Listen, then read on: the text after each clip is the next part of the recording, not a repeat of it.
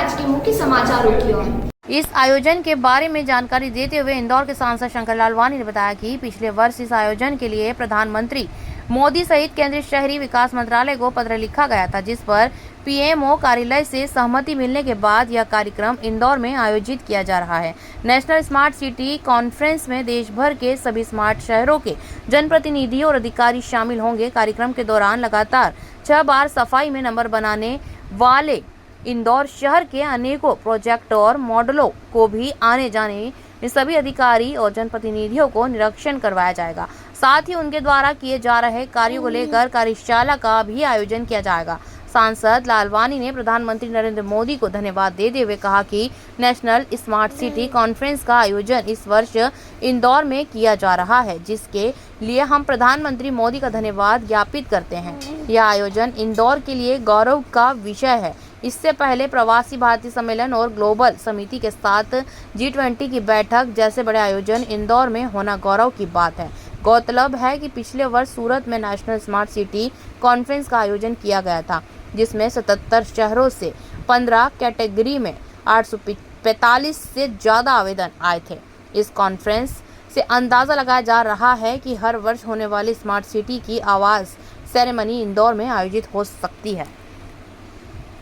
ये जो night crime को लेकर, नाइट कल्चर, नाइट क्राइम को लेकर जो बैठक हुई है, उसको लेके क्या विचार है? क्या इसको अब बंद करने का समय आ गया शहर में, जो 24/7 मंजूरी दी गई थी BRTS के? देखिए, हमें ये देखना पड़ेगा कि नाइट कल्चर अलग विषय है और नाइट वर्किंग अलग है।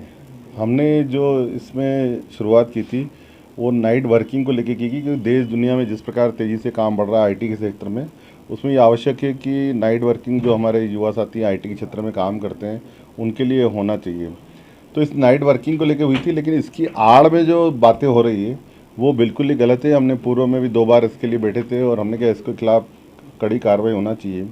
वैसे हमारा देखा जाए तो सराफा रात भर खुला रहता है, कभी इस प्रकार की घटनाएं नहीं हुई, पर जो इस क्षेत्र में हो रही है उसको रोकना चाहिए पुलिस को। ये पहले भी बात हो चुकी है और कल भी ये बात हुई है। मुझे लगता है नाइट वर्किंग अलग है और नाइट कल्चर अलग है। नाइट इकोनॉमी की आप जो बात करते हैं, नाइट इकोनॉमी तो अपनी जगह अलग है, पर जो जिस तरीके से विवाद हो रहे हैं शहर में, प्रदर्शन कर रही है कि जो है जंगल राज चलाया जा रहा है। अगर सरकार ने इसको मंजूरी दी थी नाइट कल्चर को, तो सरकार की जिम्मेदारी थी इसको पूरी तरीके से व्यवस्थित रूप से चलाने की। मैंने पहले ही कहा ये नाइट कल्चर कभी हमने मंजूरी नहीं दी। हमने कल्चर की आड़ में ये सब हो रहा है। कांग्रेस मैं आज भी बोल रहा हूँ कि ये नहीं होना चाहिए।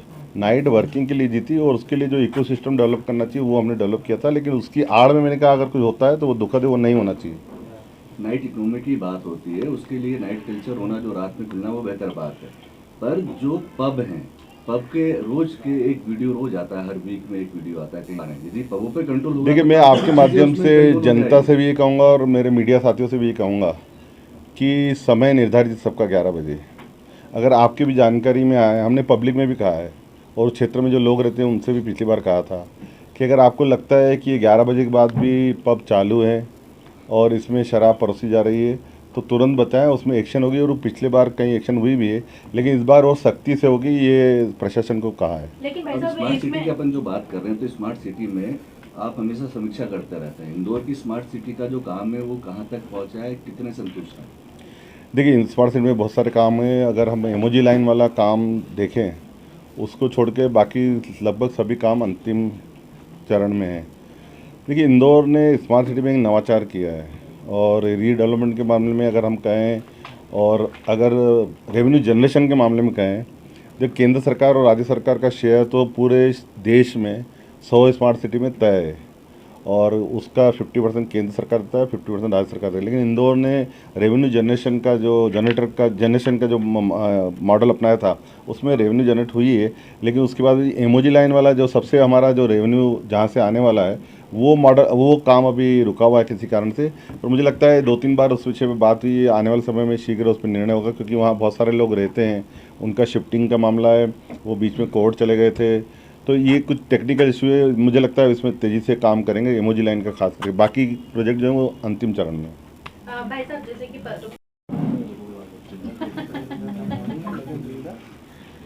देखिए, हम सबके लिए बात है कि स्मार्ट सिटी के राष्ट्रीय सम्मेलन इंदौर में होने जा रहा है। ये कार्यक्रम 27, 28, 29 सितंबर को इंदौर में होगा। महामहिम राष्ट्रपति जी द्रौपदी मुर्मू जी, हमारे मुख्यमंत्री शिवराज सिंह चौहान जी, केंद्रीय मंत्री इसमें शामिल होंगे और देश भर के जो 100 स्मार्ट सिटी है उसके जो सीईओ हैं और जनप्रतिनिधि हैं, अधिकारी हैं, लगभग 2000 की संख्या में, लगभग जो अभी तक की जानकारी है 2000 की संख्या में लगभग अधिकारी और सब जनप्रतिनिधि इसमें भाग लेंगे। और ये केंद्रीय शहरी विकास मंत्रालय का एक आयोजन है। इंदौर का सौभाग्य है कि G20 ग्लोबल और प्रवासी भारतीय सम्मेलन के बाद ये बहुत बड़ा हमें कार्यक्रम इंदौर को मिला है। 28 मार्च को माननीय प्रधानमंत्री जी को पत्र मैंने लिखा था पिछली बार कि ये आयोजन पिछली बार गुजरात में हुआ था, तो इस बार मध्य प्रदेश में इंदौर शहर में हो, क्योंकि इंदौर शहर ने बहुत सारे नवाचार किए हैं, चाहे स्मार्ट सिटी में हो या स्वच्छता में हो। और 24 अगस्त को 19 अप्रैल को शहरी विकास मंत्रालय की जो स्मार्ट सिटी को लेकर जो स्टैंडिंग कमेटी की मीटिंग हुई थी, उसमें हमने पूरे जोर देकर कहा था कि ये कार्यक्रम आने वाले समय में इंदौर में हो। और ये कार्यक्रम इंदौर में होने का निश्चय पिछले 3-4 दिन पहले ही हुआ। 24 अगस्त को यहाँ पर समीक्षा बैठक रखी गई सभी अधिकारियों की इसकी तैयारी को लेकर। राष्ट्रपति जी 27 तारीख को 11:30 बजे आएंगी और संभावना है कि 1 बजे तक वो रहेंगी। और दूसरे दिन इनका जो कार्यक्रम है वो शहर में स्मार्ट सिटी और स्वच्छता का जो हमारा कार्यक्रम चल रहा है उसको देश भर के जो प्रतिनिधि आएंगे वो देखेंगे। और 28 को वो जो एग्जीबिशन लगेगी वो सबके लिए ओपन लगेगी। नक्षत्र में ये कार्यक्रम आयोजित किया जा रहा है। ये शंसू की जानकारी है, बाकी डिटेल में कुछ हो तो आप बताओ। थीम इसमें डिसाइडेड है, किस थीम पे हो रहा है कुछ है? देखिए, ये हर साल स्मार्ट सिटी का अवार्ड सेरेमनी होती है और इसमें स्मार्ट सिटी में जिन्होंने नवाचार किया है उसको पुरस्कृत किया जाता है। तो 2 कैटेगरी के हैं और जो कैटेगरी फर्स्ट है उसमें महामहिम राष्ट्रपति जी पुरस्कार देंगी। जो कैटेगरी सेकंड में है, जो सेकंड आएंगे उनको मंत्री जो एमओएस हैं हमारे, वो मंत्री जी उस अवार्ड सेरेमनी में रहेंगे जो दोपहर के रहेगी।